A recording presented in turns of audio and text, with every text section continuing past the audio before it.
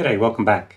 Today I'm continuing the series on corresponding squares, and I'm looking at a couple of old endgame studies by Kling and Horwitz. Now, apologies, because I'm using corresponding squares effectively as a bit of an opportunity to tour the history of early chess personalities and endgame composers and so on by framing their original puzzles in terms of corresponding squares. I just find that's particularly interesting. It's a really good way of looking at the earlier chess puzzles. And so today we've moved on to Kling and Horwitz. If you're just interested in the puzzles themselves, we'll skip on to later in the video. Now, I realized that embarrassingly, I haven't done much coverage of composers from the Germanic tradition, I guess. I mean, this is the fertile sort of environment which brought us Anderson, Steinitz, and Lasker, and so on. So obviously there was a lot of strong players and strong composers in the mid-19th century, and Kling and Horwitz were two of the most notable. And because they've got some pawn endgames, I've been able to do corresponding squares on those. Now, I think, as usual, what we'll do is we'll quickly look at the background of these guys, go over to the capture screen. So one of the guys, Joseph Kling, and you can see his history there, born in Germany, but him, as well as Horwitz, they spent a lot of time in London. Actually, this guy, I think he set up a coffee shop in London. Maybe the coffee in London was better. And what we're looking at here is, first of all, we'll look in a sec, he co-authored or co-edited the chess studies with Bernard Horwitz in 1851, and then he moved on to helping this chess players chronicle, right? So quite heavily involved, not just in composing, but also the publishing of chess in the middle of the 19th century. And the other guy is Bernard Horwitz. Now, it's not to be confused with Daniel Horwitz, who was a player of actually quite a similar period, or the Horowitz, who's quite famous for chess books in the middle and later 20th century. So obviously, but this is Horwitz. And once again, born in Germany. I think that's near Berlin, don't know where it is. And he's one of these Pleiades, seven strong chess players of that era. And once again, he also came to England, British citizen, and so on. So these are the two guys from that period, let's say 1850, and they are doing chess compositions. And I've looked at a couple of the studies from Chess Studies, and also just another one. Now, one thing I was going to quickly bring it up. Okay, yeah, fair enough. So what I've tried, this is still a bit messy. I've got to work on it a little bit more. This is basically the sort of how all my composers I've looked at have fit together.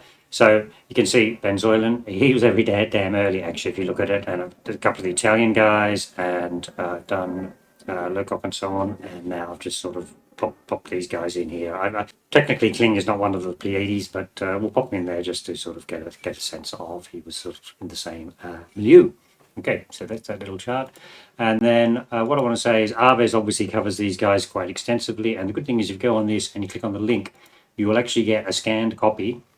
I mean, obviously, this is well out of copyright and so on, so I'm not too sure legality, but a scanned copy on the internet, and it's on the Arva's website, and it's great. And you can just go through and you have a look at all the puzzles these guys came up with. Now we just scroll through. There's the intro from Howard Staunton, excellent. So obviously he's there, and he's a simple pawn study. White can only draw. Well, there you go.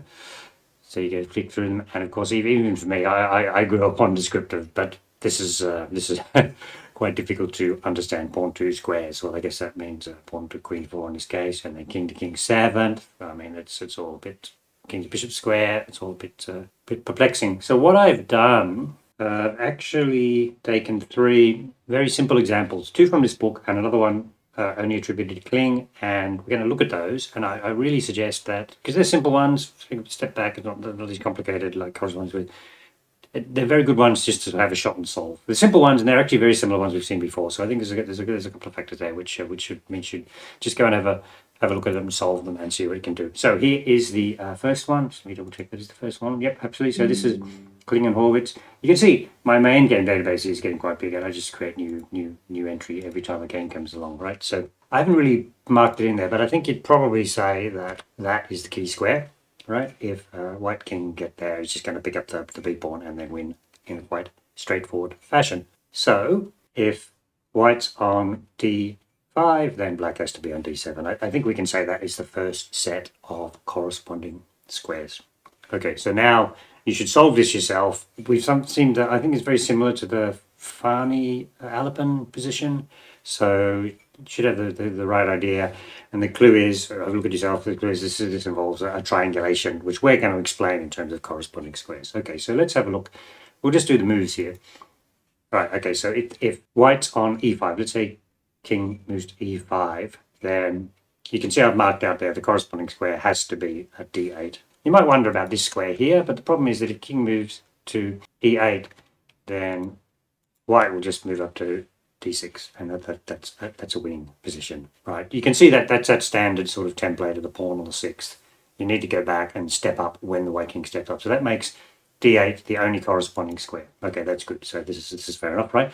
So now we're going to move the white king to another square. Okay, now we're on e4. e4 and d4 are interchangeable. So now you remember the technique here. We are threatening to go to a square marked 1 or square marked 2. And now you look at the black position. He can either go there to a c8 or he can go to e8. Both those squares are comparable. So let's move to one of them. Okay, that's cool. And then now this is, let's have a look at the next move white plays. Okay, so now we've got this square marked 4. So we are threatening to go to from d4. So it could be switched to d4 and d4. Remember that. Just, it's not sort of fixed, but the same concept. So I'm threatening to go to a 1, a 2, and a 3 square. And see that would be these two squares, which black, of course, cannot move to. And he'd still be okay if he could jump across the c8 square. But he can't do that, right? This is the whole point. His 2 3 squares, in effect. You can imagine that d4 would get back to 3 square. Black's 2 3 corresponding squares are separated, so he can't move from one to the other, and now he's lost, right? Doesn't matter what he does. Let's go to, actually I didn't continue the line, but let's say he goes to square mark 2. Well, now we go to square mark 2, and if he goes to one of the squares marked 3 now, then we'll just march up and win. And if he goes to square mark 1, then actually we've now got the starting position with black to move, and now black's going to lose wherever he goes there, and the position's 1. Okay, so that's the first position. That's very simple, and basically like 3 sets of corresponding squares and a simple triangulation. So this is a triangulation we do. We go doop, doop, doop. His triangulation does not work. He's basically just going between these 2 squares at best. So there we go. There's the first example. Move on to the next one. Okay, so this looks like some of those corresponding squares we've moved. I mean, it's kind of some of those corresponding square situations we've looked at. A few block pawns, a little block pawns, and actually a few, in this case, two mobile pawns as well. Okay, so let's do the first move. And now this is what we're looking at. King to e5. Obviously, we must stop the advance to this one. We're just covered by the pawn. So we need to cover the key square. So that's the matching position. Like the similar position, white has to be on that square when white has to be on e3 when black's on e5. Okay, so now what can black try? Black can just try and maneuver around a little bit. So logical move, king f5. So let's go through this. King f5, we're threatening to go to the 1 square. So in this case, it looks like white can basically be on any of those 3 squares because they are all capable of getting back to the e3 square in time. Okay, so that's good. What else can black do? So this is basically the same sort of idea. Black maneuvering around trying to find tricks. Okay, from the 3 square. So we're now threatening to go back to e5 and we're threatening to go f5 as well, right? So we need to be able to get onto a 2 square or a 1 square. And actually works out if you look at it because we can either go to f2 or d2 and we're still covering the 1 and the 2 squares. And it obviously depends which square you'd move to. So that's good, all matching nicely. Okay, so let's see what else black can do. Black can go back.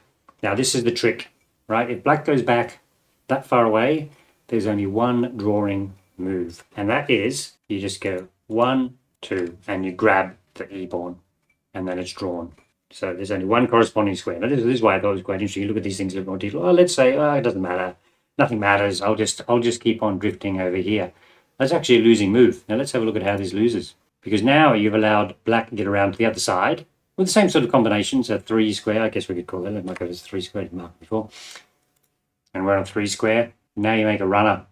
And the problem is that because this pawn is actually threatening to queen, you have a square which is stuck in, and that is going to restrict your ability to stop the black king from coming around this side of the board. So let's see how that plays out. Position's lost now. Let's try blocking. Try blocking. we get to our optimal position, and actually we'll just promote our queen or pawn there, right?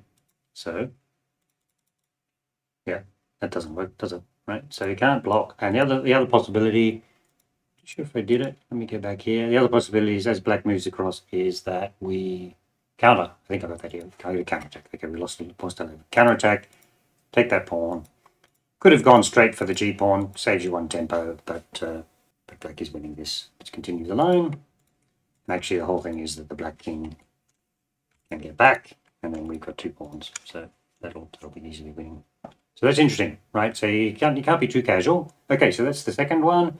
And now let's move on to the... Okay, so this is only attributed to Kling. If we go back to the website, Harvard's website, then there's this one here, 1854, only attributed to Kling. So that's fine. Close it down. Right, so have a look. This is actually an interesting puzzle. And I've actually lost my markup, so I'll have to do it as we go along. There's only one drawing move. This is a draw. Same thing as saying white's trying to hold. Okay, so if you have a look, if you check here, then we move up here, and it's just, you're going to be in trouble. And then you check here, then you're going to move back here, and white will be zigzagging, and you'll pick up, first of all, that pawn, and then you win the game. So the only move to draw is actually f4, right? So you've got this position, black move, and in this position with white move, you lose straight away. You'd lose your f5 pawn, but with black move, it's a draw. So let's have a look at how this works out. Actually, we'll just follow the, I think I was following the line, which, put that over there, king d4, which is tricky. This is tricky, right? Because where do you go? And actually, there's only one drawing move. This is one of these familiar things, right? If you back off, basically king h4 is the only draw that back. So let's just mark these out. Mark these square 1. Mark these square 1. These can be square 1, and these can be square 2, right? Because if you go to other squares, then black gets your position. Go to this square, then black gets your position there, and if you go to this square, then black gets your position there, and you have to absolutely not let black get the opposition, as I say, right? So you've got to move back, and then let's have a look at the line as continued. He goes to d3. Okay, now we get to 3, and then yeah, you can understand it. We go there, and that's the corresponding square, f3. Okay, same situation.